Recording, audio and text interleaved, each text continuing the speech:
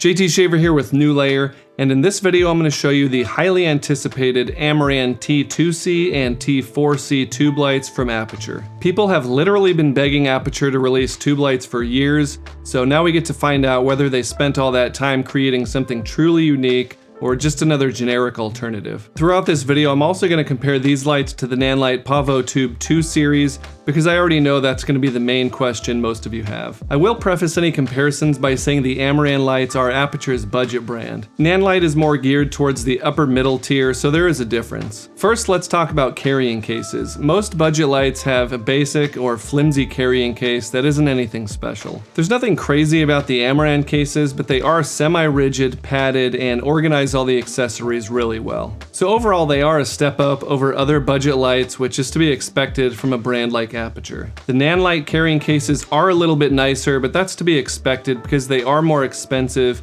and geared more towards working professionals, where I think the Amaran lights are geared more towards smaller or solo creators. Getting into the design and build quality of these lights, there's nothing really out of the ordinary. They have a metal body and a nice opaque plastic diffusion. They have an on-off switch, 2 buttons, and a pressable scroll wheel for controls, so they're really easy and intuitive to use. Everything feels good, although the scroll wheel isn't my favorite. It's not bad by any means, but it is the cheapest feeling part on these lights. The lights themselves are extremely lightweight, and that's because Aputure decided to go against the traditional internal batteries and go with a battery handle external battery style. The battery handles attach quickly and securely using a twist lock mechanism, and they have a battery level indicator as well as some extra mounting holes. This is in addition to all the 1/4 inch and 3/8 inch mounting holes on the body of the light itself, complete with locating pins. I do like the battery grip idea because it lets you run these lights indefinitely when you have multiple grips without the need for cables. On lights with internal batteries, the only option that you have is to plug them in when you run out of juice, which obviously requires cables. Of course, like any other tube lights, these will also run indefinitely on wall power as well. There's one thing about the battery grips that isn't ideal for me, and that's the fact that you have to plug them into the light itself with a short cable. It's not a deal breaker by any means, but it would be cool if the power was integrated internally into the battery handle where it connects to the light. The Photodiox Dowlight has a similar battery handle, but the power leads are internal, so it just eliminates any wires. I'm sure it's more expensive to manufacture that way, so it's not really surprising given that these are budget lights. The battery handle uses the same barrel connector as the light body itself,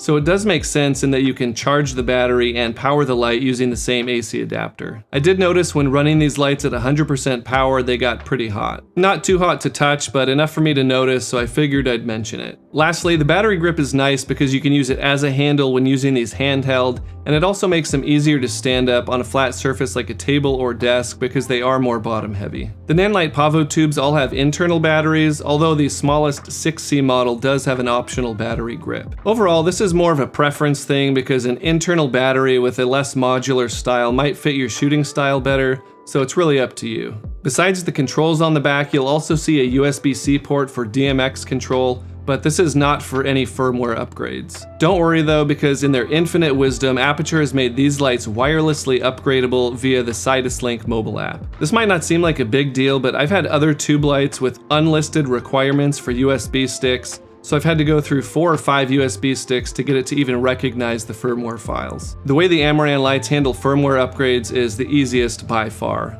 Before I get more into the Sidus Link mobile app, let's see what you can do with the onboard controls first. These lights have the typical CCT and HSI modes, as well as gel mode and multiple special effects options. They have a color temperature range of 2500 to 7500 Kelvin, but more importantly have green magenta tint control. This allows you to more easily match any other lights in your scene, and nowadays is a must-have in my opinion for any RGB lights. I did notice though that the tint control on these lights seems to be a little bit too powerful. For example, during testing I got a color correction number of 0.4 green, so I adjusted the tint control by just 0.1. I remeasured and I got a color correction number of 0.4 magenta, so it just adjusted too far. The tint control on the Pavotubes is more subtle, but I think it's something that Aputure can fix in a future firmware upgrade. It's still useful in its current form, but I'm hoping we get more granular control in the future. HSI mode works as expected, with one small quirk during my testing. With every other RGB light that I have, when you set the hue to 0, you get a pure red color. With these lights, when the hue is set between 0 and 9, it's more pink and not pure red. Once you change the hue to 10, it turns pure red, and there is a kind of noticeable jump between 9 and 10. Again, it's a minor thing, and hopefully it can be changed with future firmware upgrades. You can still get any color that you want out of these lights, it might just not use the same numbers as the HSI mode on other lights. And again, the numbers on all other brands don't match anyways, it's just that I typically see 0 hue as universally red on other lights. The gel mode on these lights isn't the same as most other tube lights where you just get a list of Lee or Roscoe filters. Instead, it's meant to simulate traditional lighting sources and realistic gels. So you set the light to either tungsten or daylight and then choose gels to virtually put in front of those lights,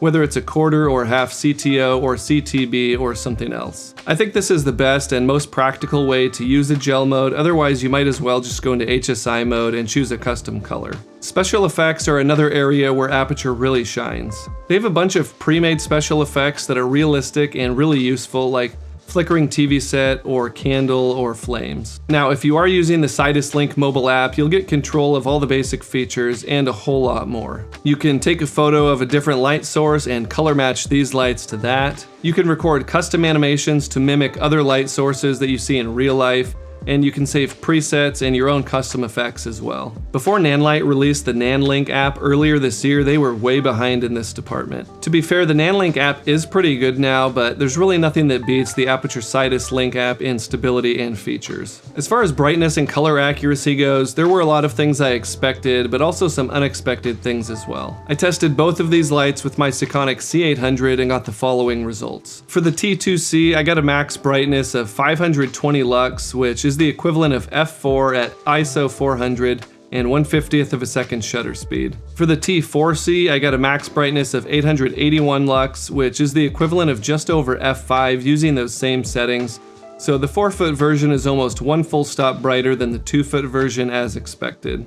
By comparison, the Pavotube II 15X, which is the 2-foot version, has a max brightness of 426 lux, and the 30X has a max brightness of 715 lux. So the same sized Nanlite tubes are 1/3 stop dimmer, and it's not that big of a difference, but worth noting.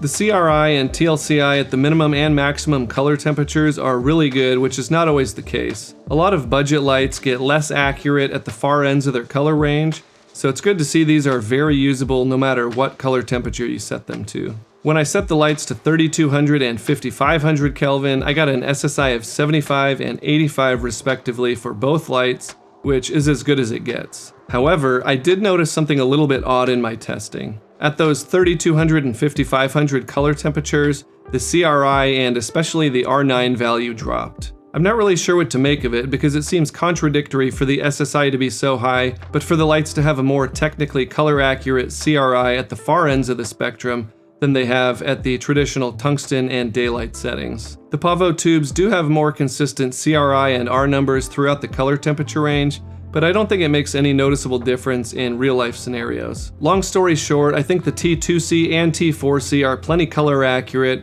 whether you're using them in a home studio or in a larger production. If you want to see all the color and brightness measurements that I got, I'll have links in the description to my light comparison tool. It uses real-world measurements instead of manufacturer-provided specs, so it makes it easy to more fairly compare lights from multiple brands. One final thing to note is that Nanlite also makes an 8-foot Pavotube II 60X, while the Amaran lights only come in 2 and 4-foot versions. It's really hard not to be impressed by an 8-foot light source, and an 8-foot light does make it easier to set up certain lighting scenarios instead of having to put together a lot of 2 or 4-foot tubes. Right now, the Amaran lights only come as single tubes, and I don't know how much the single battery handles cost either. The 2-foot T2c is $199 and the 4-foot T4c is $329. The Nanlite Pavotube II 15X is $330 and the 30X is $490. The 8-foot 60X is only available in 2 light kits for $1,900. Overall, the Amaran lights might be better for smaller or solo creators, while the Pavotubes could be a better solution for working professionals. That doesn't mean either can't be used in the other scenario, but you'll just have to decide whether the price difference is worth it when it comes to your shooting style. If you do have other Aputure or Nanlite lights, I usually highly recommend sticking with a single brand just so you can have a more cohesive lighting kit. But if cohesive mobile app control is not something you care about, then you could go with whatever's the better deal. So what do you think? Are the Amaran tube lights what you hoped for, or would you go with the Pavo tubes or something else entirely? Leave a comment and let me know what you think. Links are in the description if you want to check these lights out further yourself. That's it for now, thanks for watching, and I'll see you next time.